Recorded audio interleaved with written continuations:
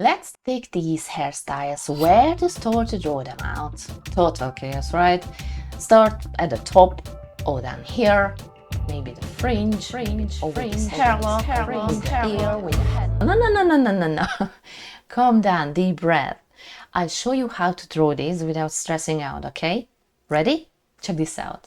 So let's start by giving the hairstyle a big enclosing frame. Think of it as the general shape of the hair. Like if you only saw its shadow, just the outline without any little sticking out details. What simple shape could you fit it into without overcomplicating it? A circle, rectangle, trapezoid, some kind of polygon?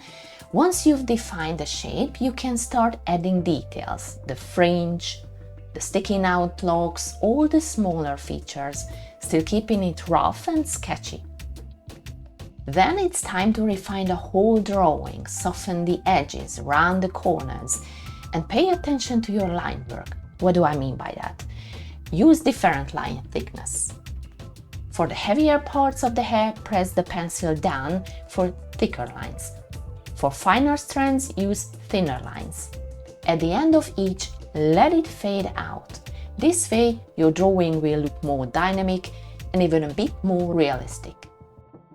And if you like this little tip, the next tutorial is going to blow your hair back, literally.